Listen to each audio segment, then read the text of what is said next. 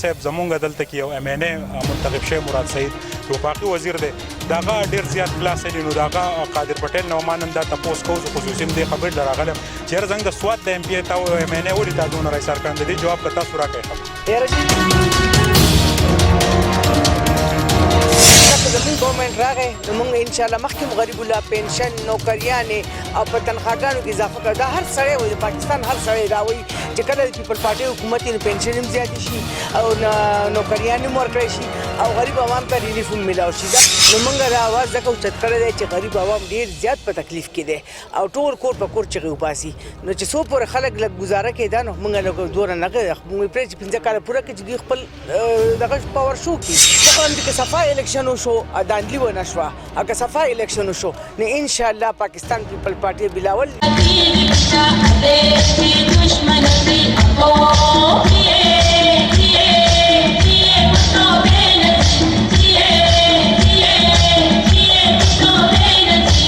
دا وخت د پاکستان پیپلز پارټۍ سرګرمۍ په ټول ملک روانې دي او د پی ډي ایم زیر اهتمام چې کوم په 22 تاریخ په پیښور کې یوه لویه غونډه کېدونکې ده په هغې باندې د دوی دلته کې پارټي کنونشن هم وشو زنګ سره ایکس ایم پی ای صاحب موجوده ده راته ووایي چې بلاول صاحب هم په خپل ویناګانو کې دا وایي چې د اسټبلیشمنټ د سیاست کې کم رول دی د دې نه دې قلار شي ستاسو دا موقف چې دومره سخت دی څه به کوئ کم طرف ته روان یې صحیح نه بسم الله الرحمن الرحیم مونږ همیشه د بلاول صاحب او کده او بوټو صاحب او بیبي وا مونږ همیشه د پاکستان د غریب عوامو سوچ کړی دی مونږ چرته دا سوچ نه کړی چې مونږ د په اقتدار کې راشو مونږ د په حکومت او په کرسو کې نو د کرسو لپاره مونږ چرته سوچ نه کړی چې بیبي وا او بوټو صاحب او کار څوک مونږ ټول مردا سوچ کړی دی چې مونږ د غریب عوام ته فائدہ ورسو نو مونږ دا आवाज ځکه اوچت کړی دی چې غریب عوام ډیر زیات په تکلیف کې دي او ټول کور په کور چغې وباسي نو چې څو پورې خلک لږ ګزاره کېده نو مونږ لږ دونه نه موږ پرې چې 15 کاله پوره کړي چې دوی خپل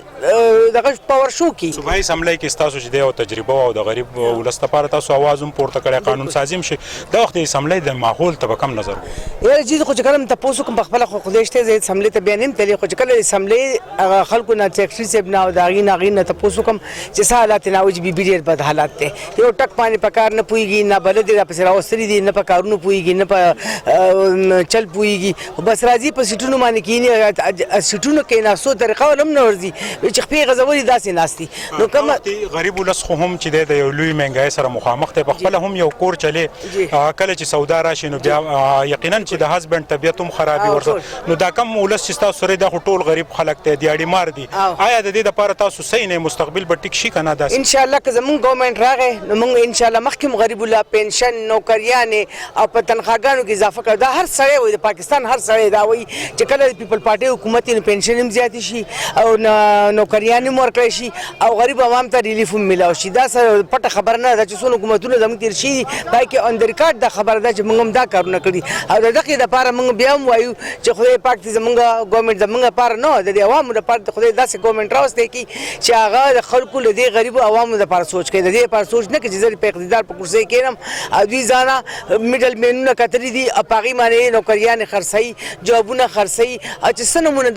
دا به تاسو ته پته لګي چې بل حکومت راشي د دوی نه صادر اوچت چې دوی څه کړي دي ډېر فوکس د ګلګت په الیکشن دی نو صحیح نه کومه چې سروې ریپورټ راغلی نو په هغې کې بلاول په 2م نمبر حسابېږي وایي چې یاره عمران خان په 1 دی بلاول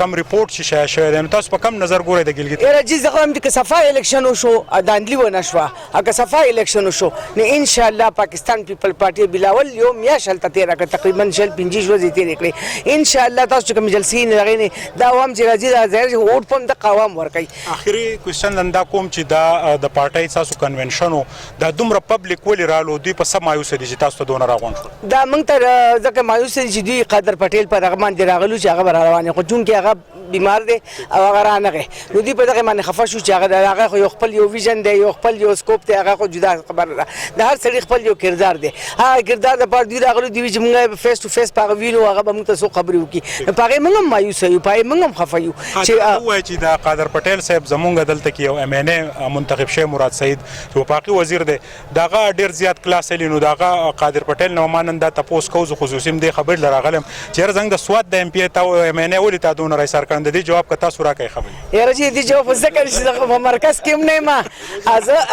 د دې جواب تاسو ته روزانه په اسمبلی کې ملاویږي د دې جواب تاسو ته روزانه په اسمبلی کې ملاویږي قادر پټیل هم لیکي بل هم لیکي نو هغه په ما باندې تاسو هغه ټول دنیا ته معلوم دی. ما چې نن د مریم نواز جلسه مس کړه او دې له راتلم نو صرف دې کوېسچن له راغلم. یو جهان مننه. تاسو به هم ډېر مایوسه ځکه یې چې تاسو دې کوېسچن نه راغلو تاسو نه کوېسچن پاتې شو. درنګ جهان مننه ډېره مهرباني.